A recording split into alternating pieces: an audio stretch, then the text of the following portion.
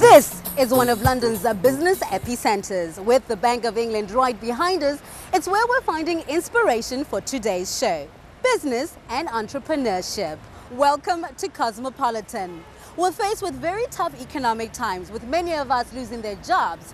Research is now showing that men and women are looking at changing their careers, and even more so, looking at turning their passions into business ventures. So, join me, Thabang Motseï, as I speak to inspiring business people who can tell us what their secret is in turning their passions into business ventures. All the single ladies, all the single ladies, all the single ladies, all the single ladies, all the single ladies. Put your hands up, like it, then you should have put a ring on it. Then you should have put a ring on it. Don't be mad once you say that he wants it. If you like it, then you should have put a ring on it. Oh, oh, oh, oh, oh, oh, oh.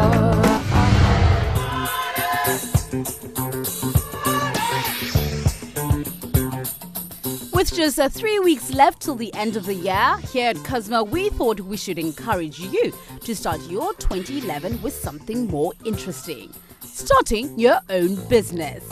The stock market's opening and closing bell symbolizes the closing and opening of trades between business, countries, banks, and people. This entity, filled with buzzing people selling and buying stocks or bonds, can make or break us, as we've seen with the worst recession to hit us since the Great Depression. However, it's not all gloom. Far from being a niche market, businesswomen and entrepreneurs could be the tipping point for a global economic comeback. Still, women face some very gender-specific obstacles when it comes to doing business. Economic, legal, and cultural obstacles can stand in the way of significant progress. But with role models such as Oprah Winfrey, Beyonce, and other business and women entrepreneurs, there is much hope for all of us. Today, I want to inspire you and hopefully encourage you to take your passion and turn it into a business venture. Talk to any black woman and they'll tell you that their hair is very important, and the business of hair is not new to African women. As black women, we love to gather at our beauty parlors for everything from straightening to socializing. It's true that hair isn't just what sits atop your head. For people like Carine, hair is a passion turned into a vocation. Carine had the opportunity to stay in Canada, England, and the United States, and while in America, she discovered the incredible technique of lace wigs, a technique used on celebrity hairstyles like Tyra Banks, Rihanna, and Jada Pinkett Smith. After spending years mastering the technique, she opened her own salon and created her own unique brand. While visiting in London, I quickly made an appointment with her and got the skinny on how she turned out to be one of Paris's most sought-after hairdressers. Now, my first question to you is, how did you get into the beauty industry business? I'm a woman like any other woman. I like to take care of myself. I like to style my hair, be smart. Since I was young, I've always been interested in hairstyles. I've been to the UK plenty of times to discover the latest hair trends. And 10 years ago, I went to the US and discovered this technique of lace wigs in hair salons. I bought some for myself and for my friends and family. And with time, I mastered the technique, eventually leading me to develop my own brand. What makes you so unique? It's a question of passion. I love what I do. I just want to share what I've learned with women, and sometimes I see a woman in the streets and I just want to say, come to me. I have a secret to make you look more beautiful, sexier in order to seduce your man or to find work. I'm a perfectionist and I can be hard on my team.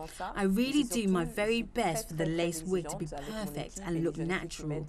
We have clients from Belgium, Germany, and even the US, so we're popular, and this is thanks to the high quality we provide and the love we put in our work. You're like the L'Oreal for black people. I love it. I hope so. I love it when people say they found their passion and turned it into a business. Tell us how you found that passion and turned it into a business. But my passion propelled me forward. I was doing hair at home for my relatives, and very often some people were stopping me to ask, who did your hair? And then I understood it could become a good business. But you must understand this. I spent 2 years training myself to be comfortable. I used to put sticky tape of the hair on my hand to try and perfect the process.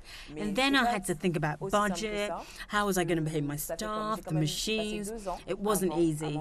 But because I had a love for what I was doing, I did it. Back in the days, you heard people saying that, you know, you call somebody, you tell them how great a product is, and the word spreads, and it's almost like how your business has taken over. Plus, you've used technology, the internet, to actually propel the marketing for your business. Tell us about that. The internet is very important for promotion, and of course, so is word of mouth. So we've created a brand called SOYEZ SUBLIME, meaning be gorgeous. Most of the clients can buy lace wigs from Asia, India or US. I've decided to bring a new innovation, so I created my brand without the sticky tape to hold the lace together. And finally, some tips for some of the women who will be watching today who will find inspiration from you as a businesswoman. What would you say to them in terms of them wanting to start their own businesses? My advice when it comes to starting your own business is to try and find something you love to do. If it's not the case, you'll feel like giving up, and that's why you have to make sure that you love what you do. You need to be able to organize yourself, select the workspace, contact relevant people, and finally, you need to be innovative, and for that, you need to travel, because traveling makes you open your eyes. So in simple terms, my advice is have passion, organization, and think outside of the box. So looking at the future now, where do you see yourself in, say, I don't know, 5, 10 years, and your business, of course? In the next 5 years, it's to keep the business growing and to be able to distribute my products in France and in the US, or even here in the UK. Now, you know, on Cosmo, I don't just sit around and just let life go by. I actually want to immerse myself in every topic we're talking about. And seeing that you're an hair expert, I hear you're going to test out a few lace wigs on me? Well, it's true. Just because you're opening a hair salon doesn't mean that you're going to succeed. You need the tools to make sure that you're a professional and that you keep the customers coming back. But for a product like lace wigs, how do you make sure that the customers keep coming back? Well, you buy from the best. The most popular hair for human hair lace wigs is Indian Remy for its texture that easily matches that of most women. Carine says the reason her hair is so popular is because she aims to please her customers 110%. Word of mouth is key in this business, and you're only as good as your last hairstyle. So far, I was just happy to learn that I could change my hairstyle in just 15 minutes. Thank goodness for the pioneering efforts of such hairdressers. Now you never had to have a bad hair day. Today's modern woman is juggling family life and a job. Many don't have the energy to pursue another venture on top of all they have. That being said, our second businesswoman found support in her local council, enrolling for a business course to start her own business, making her truly a superwoman. Lovely Notebooks is the new and exclusive luxury range of paper notebooks which have been designed and handcrafted by Carissa Abraham. Her lovely notebooks are made from the finest luxury printed fabrics. Each notebook is finished off with a complimentary satin ribbon, and with Carissa adding her own unique design and touch in every notebook. Now, married with 2 kids, she tells us how she juggles family life and a thriving business. So many times we hear business people saying, take your passion and turn it into a business venture. And it sounds so easy. How did you manage to actually do it? Take that passion of yours and turn it into a business. Start your own business. I'm not going to say it's easy. It is quite a lot of work. It's very challenging, demanding. You need to be focused and determined. I decided to do it because it's my passion. I decided to do it because it's something that I've always wanted to do on my own. I want to grow my own business. I want to start my own enterprise and, you know, just do my own thing really. So we're facing tough economic times at the moment, and a lot of us want to bring in extra money in the home. So going out and getting a new career requires you to go to school perhaps, or get those courses that can help you propel you into that new career. So the question is to you then, you know, did you have to go back to school, or did you have mentors who helped you? I attended business classes. In my local government, they do like business startup courses, and I did an evening class where it was talking about business starting up, marketing, advertising, business plans, making sure you speak to the right people. One thing that I would probably recommend in any type of business when you're starting up is to network. Attend as many networking events as you can. I think a lot of my clientele, a lot of my businesses have been achieved through networking. You swap business cards, you talk to people, you meet a lot of like-minded people, and I feel that if you network, you'll start to see your business start to expand slowly, but definitely network. That's where I would probably start from. Starting a business is obviously a lot of work, and with the sort of lives we lead where there's so much happening in them, you know, you're a wife and a mother, and you also have your own life. So how do you manage to, you know, bring the two together but still keep sane? I sort of like set goals for myself. I have a timetable where I say to right, Monday and Tuesday I'm gonna have family time. Wednesday, Thursday, Friday I'll work in the evenings, in the mornings on my business. I am a mother, so obviously my children come first, you know, my husband as well comes first, so family life has to be incorporated into it. But in terms of having a business as well, you have to sort of like say to yourself, right, at this certain time, I'm going to focus on my business. At that certain time, I'm going to stop and focus on family. Saturdays are just family days. So we just spend all day together. We go out, we go to the park, we go and see family and friends, etc. But on certain days, like during the week, I set my time and say, right, in the morning, I want to get up extra early and do a couple of books. In the evenings, again, I'll do a couple of books. There's certain days I have off, like I have flexibility at work, so I'm able to maybe make the odd call here and there to certain clients, to customers and things like that. It's all about time management. I would say definitely get a diary. You can get one of my lovely notebook diaries. Get a diary, write everything down, and you'll see that when you stick to those times, then you'll be able to succeed in your business. Now let's talk about what makes you unique. What is the difference between your products and the ones that we find, say, in our stationery shops? My books are all handmade. They're all ethically made, so they're all sort of like made by myself. They're not made in like a big factory in India or whatever. So it's all handmade in the UK. And I think also my padded range is quite unique. There's not many padded books out there that you can say, oh, this looks like this book or whatever. So I feel my books are, although they are just notebooks, they are bespoke. So not every book is the same. You're now a role model. Young black women will be watching this and thinking, I want to do that. I want to be like Carissa, start my own business. What would be your advice to them? There is the whole sort of, you know, the woman has to be the woman of the house, have to do the housework, and you run the children, and the husband make sure the food's on the table. Yes, that's true. I feel that if there's any black women out there, whether they're black or whatever, wherever they come from, you know, look at yourself and say to yourself, right, what do you want to do? If you want to be successful in life, if you want to start your own business, if you want to, you know, be your own boss, I would say go for it.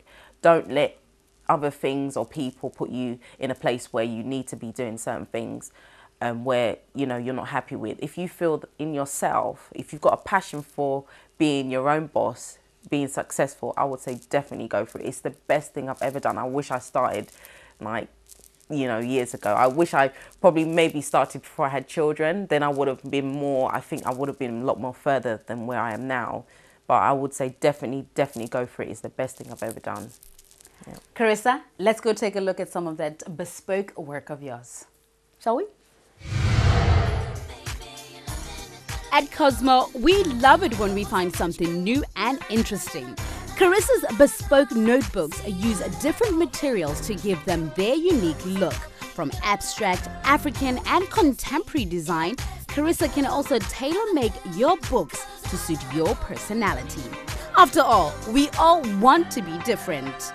Each book has been made out of sheer love and perfection and encompasses the creative spirit of Carissa Abraham, drawing in influences and inspiration from a variety of sources. Lovely notebooks make the perfect gift for that special person. With vibrant, perfect craftsmanship applied to each notebook, they will certainly make you the envy of many. Our next businesswoman is situated right here at London's Westfield shopping mall. And if what they say is true, that food is a food to the soul, then we're in for a treat. But first of all, we need to get those tips on how to run and maintain a business. Smart shoppers in London's West End know where to stop for a chic cappuccino and delicious post-shopping pick-me-up. Chow Baby Kathina restaurant is part-owned by South African-born Rita Swart. If you're looking for food that is both pleasing to all senses and to the palate, then this Italian Kathina, or kitchen to you and I, is a must-visit. So what makes this restaurant buzzing even in these tough economic times? I think the word we're looking for is reinvention. And the fact that this restaurant boasts with one of the best atmospheres, created by Rita and her wonderfully cheerful team, which keeps customers coming back for more. I had to find out more about Rita's secret to a successful business. Rita, thank you so much for having us here at Chow Baby Kathina. Now, before we start, I have to ask you about what's with the pink? Most chefs you see, they're always wearing like, I don't know, white or blue or black, but pink, that's a nice touch. This is not a red sock that went wrong in the washing. This is a pink jacket and there's the proof of it. It's got green in green. You know, chefs is it's a man-dominant industry. So, I don't know, it just makes me feel like a girl wearing a pink jacket. And I don't know, it's a little bit different. And somehow everybody always say something about my pink jackets. So there I am. That's it. Gives you a bit of shake. Just makes you feel a little bit more like a woman. Well, we absolutely love the pink. Now, we are here to talk about businesswomen as entrepreneurs as well. When you hear the word entrepreneur, how do you define it? It's easy to be the best. It's nothing to be the best. It's to stay the best. That's the challenge. That's where I would say where the difficulty come into being an entrepreneur, because you have to renew and revive yourself all the time. And that's it's very nice because this is my passion, this is my life. I had a big debate with my friends the other night and they said, if you can have your life over, what would you do? I said, you know, I wouldn't change anything. Through this hard times that we've just all been through, I think every single entrepreneur would say, I had to relook at myself. I had to restructure my business in a sense that you make it lean, but still going that extra mile to, you have to, now is the time that you really have to be extra good. And maybe not for a lot less money, because all of a sudden it has become very much with how much. And I would like to say really cheap, but fantastic. Rita, you've managed to stay very relevant as a business. What's the secret? It's present tense. Everything, you are only as good as your last play. It's like a hairdresser. You're only as good as your last haircut. You have one chance. You could have people eating with you for a year and never had, but today things didn't go well. So it's present tense. And it's very much, I would say, that multitask, that it's not Rita's restaurant, it's our restaurant. Have to buy into the concept. It must become a lifestyle. I'm just wondering, as an Italian restaurant, how much diversity can you get into? I mean, it is an Italian restaurant. It's very good ingredients and simplicity. Don't try and do too much. Keep it simple. Keep it fresh. And don't be scared to play with flavors. Don't be scared we're not in Italy, we're in England. We're not in Italy, we're in South Africa. So you have to anglicize it so that it goes with your market. A lot of women will be watching this thinking, you know, it's all good to say you need the passion and the drive, but what are the practical tools of starting a business? Has to do with make the decision, trust your gut feeling, Ask advice, get good legal advice, get good financial advice, so that you understand. Don't first make the mistakes and then go legal and financial. Make sure you have, because your accountant and your solicitor, they are your partners that is going to guide you. Before you sign a lease, make sure that you know what you're signing for. Before you spend the money, make sure when you sell your product, and I'm talking really general, make sure that the engineering of your product that you are offering is going to work.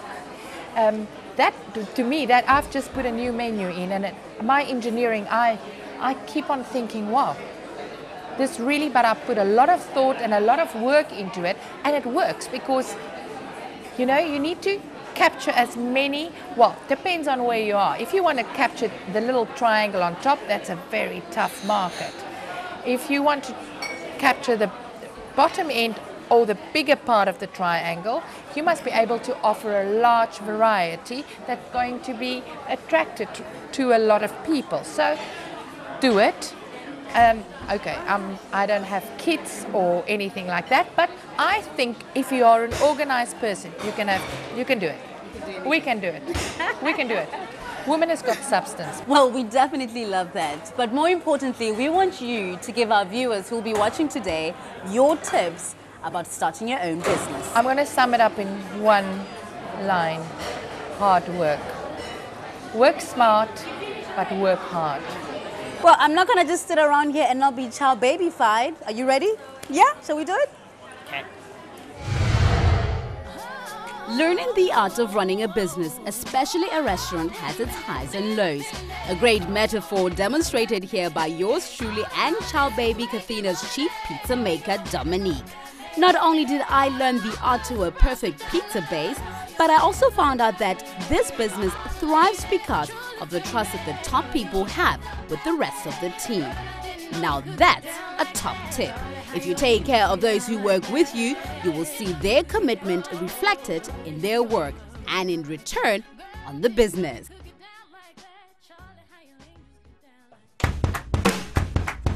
All the single ladies, all the single ladies, all the single ladies, all the single ladies, all the single ladies, all the single ladies, all the single ladies. Watch your hands up, up in the club. I just broke up, doing my own little thing. Started to dip, and now you wanna trip, 'cause I know the guy noticed me. I'm up on him, he's up on me. Don't pay him any attention. Cried my tears for 3 good years. Can't be mad at me. If you like it, then you should've put a ring on it. Then you should've put a ring on it. Don't be mad once you see it.